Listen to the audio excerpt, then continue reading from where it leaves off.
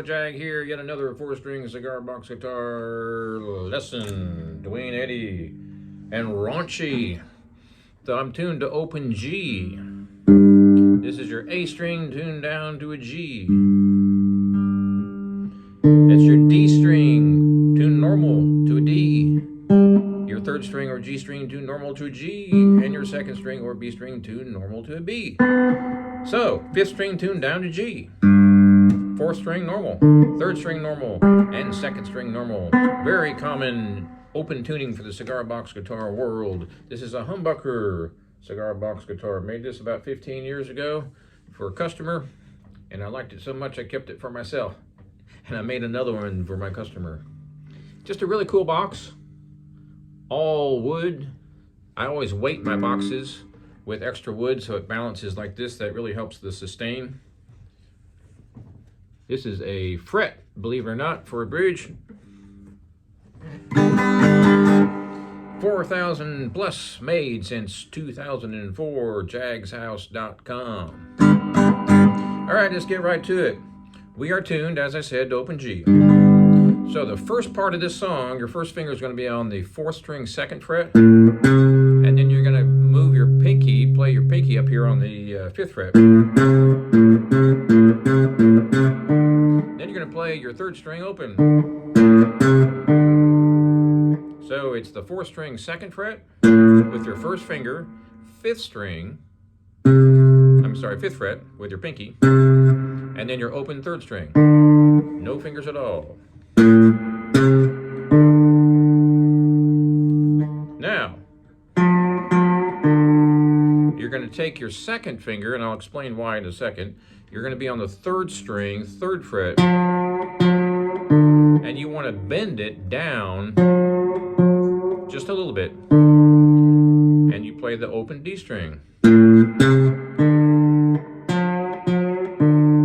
All right, so that's what we're shooting for. However, there's one other thing that we're going to add to this. We're going to play what we call a D chord, and it looks a little bit different than a 6th string, because obviously this is a 4th string. And as I've said many times on my lessons before, a lot of people use your 2nd finger on the 1st string, 3rd fret. That's perfectly fine. And they use their 1st finger on the 2nd string, 2nd fret. And you play only the top 3 strings. Don't play the big one. Don't play the G. So that's your D chord. Now, I've been so used to playing the regular 3-finger D that I just kind of pretend like there's an extra string there. So I use my 3rd finger on the 1st string, 3rd fret, and my 1st finger on the 2nd string, 2nd fret. But however you want to do that is fine. So back to the top. Now we're adding the chord to it. So instead of just the single note, we're going to add the chord. So that's your D chord, and as I just explained to you, I use my 3rd finger. You don't have to use your 3rd. If you're a 6-string guitar player, you might want to use your 3rd finger on that 1st string because it feels natural, but you don't have to. You can use your 2nd finger there. The downside of using your 2nd, however, on this song is you need that 2nd to do that bend on that 3rd string. So here's the beginning of the song. So what I'm doing is I'm playing that D chord with my 3rd finger on the 1st string, my 1st finger on the 2nd string, 2nd fret, and then that flip-off finger, my 2nd finger, is going to be on the 3rd string, 3rd fret, and I'm going to bend it down just a little bit. So what we have here is that's going to be on the big string, 2nd fret, to the 5th fret, 1st string to pinky. Then we play the D chord. And then we bend that string down just a little bit. So I'm using that 2nd finger to bend it down. Now, here's something really important. I'm killing or muting the 4th string, the G string. The big string on top, I'm killing it. It's touching my thumb right there. So when you play that D chord and you do that little bend, You do not hear the fourth string at all. So here we go from the top.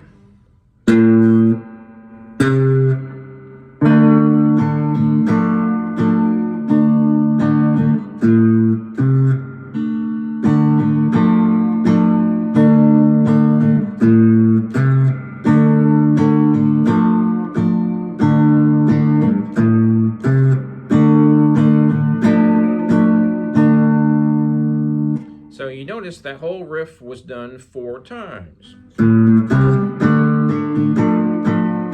So that's your first riff, second riff, and so forth. So that's the main part of the whole song. Now, I'm not using a pick. You can use a pick. I tend to use my fingers a lot on the 4-stringer. So I'm pretending like I have a pick, and I'm strumming down on my first fingernail. And I'm strumming up on the skin of my first finger. So when I go down and strum, I'm doing this motion. When I come up, I'm doing this motion. This is really good for your calluses, and you should have pretty good calluses on your first finger and your thumb and probably your second finger if you do any kind of finger picking. It really helps your tone.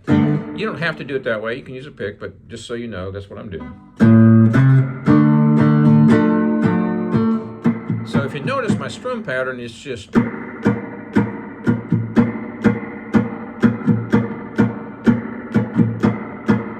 Now it's important that you get that strum pattern down because it totally fits, obviously, the song.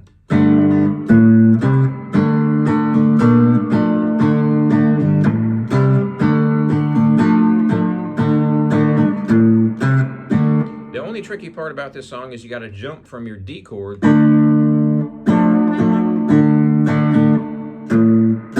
that note. But that's the gist of the song right there.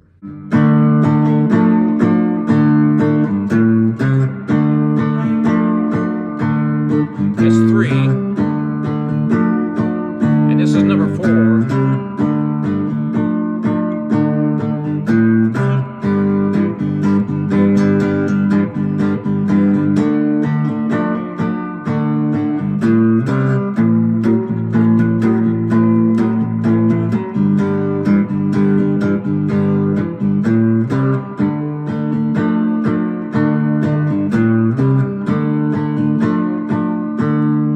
So let's go over that second part now.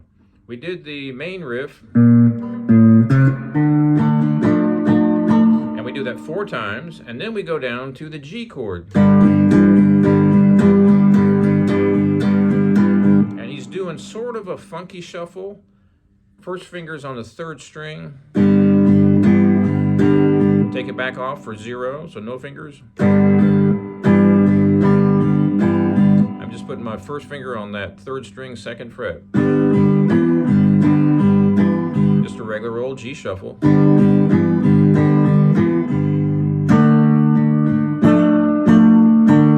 All right, so let's put those 2 parts together. We got 4 of this riff. 1, 2, 3.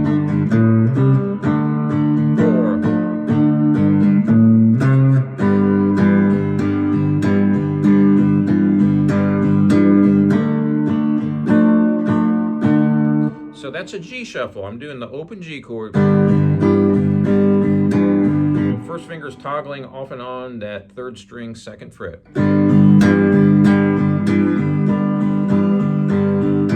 Then we go back to D.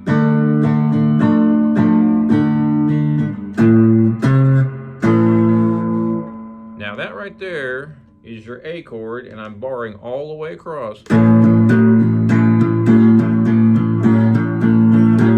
You can use your 3rd finger if you want on that shuffle,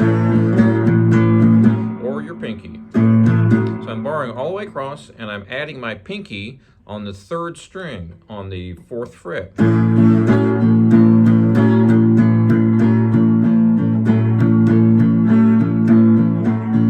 All right, so let's go back to the D part.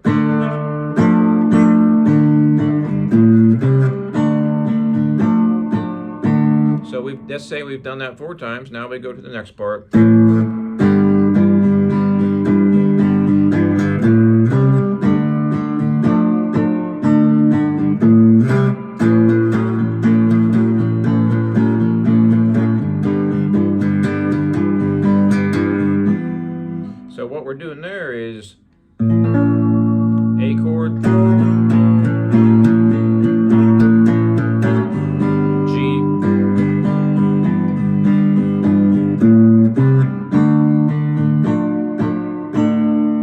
you back to the main riff, back to your D chord. That's the whole song. So here's the beginning of it.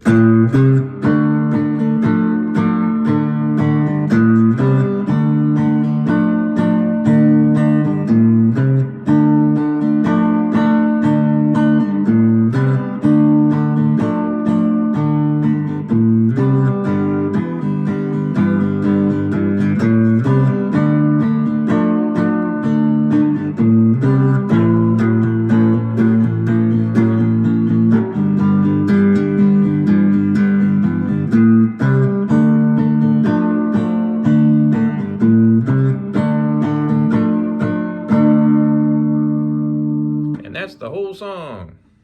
You've got a D chord, a G chord, and an A chord. So it's a 3-chord kind of a blues vamp. It does have that kind of a country twangy sound to it, because that's a typical major key country bend right there.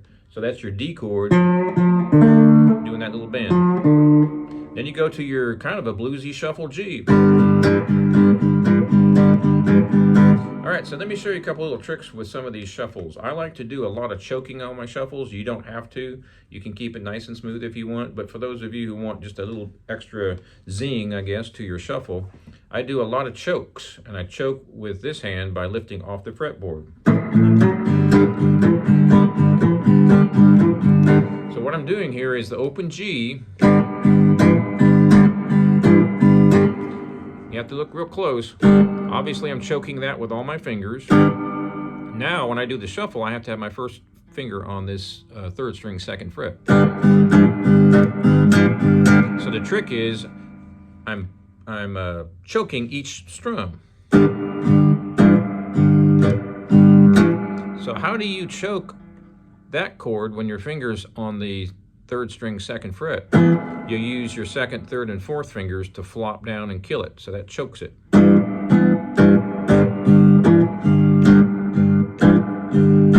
you notice, that part's easy. I'm just choking all the strings, right? Now I have to choke that. So now my first finger is on the 2nd fret, 3rd string. So I choke the chord after I strum it with these 3 fingers. They just flop down and kill the sound. That's a very common kind of a boogie, totally Rolling Stones-ish right there. But what's happening is I'm pressing down that note right there with that first finger, and then I'm immediately choking that chord off with these fingers. So my finger's down, and I'm choking with these. That gives you a whole lot of latitude. You can do some really cool licks with any kind of open tune guitar, 6-string, 4-string, blues, rock, country, whatever. So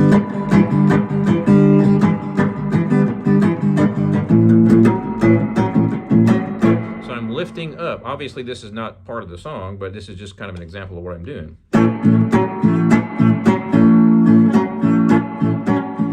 I'm just lifting up off the fretboard, not off the strings, just a tiny bit up off the fretboard.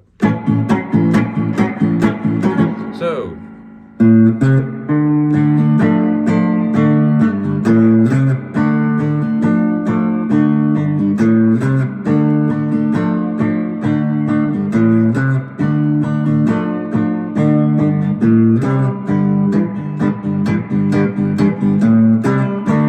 there's my shuffle choked. You don't have to choke it. It's just kind of a cool thing you can do if you want to.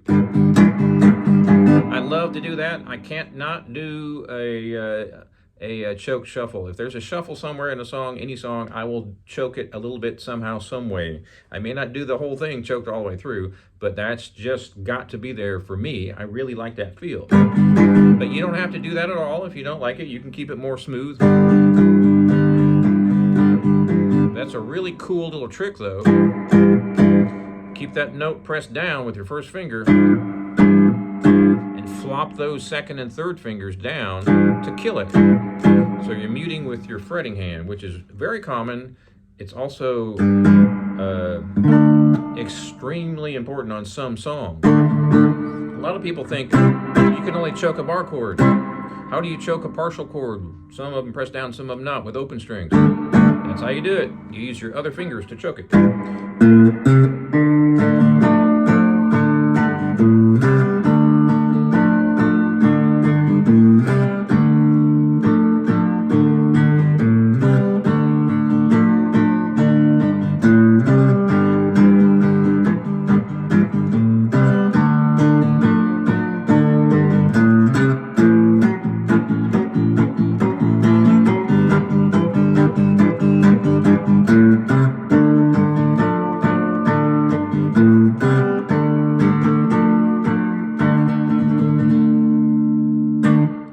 All right, that's it. Thanks for watching. Please subscribe, and we'll see you next time.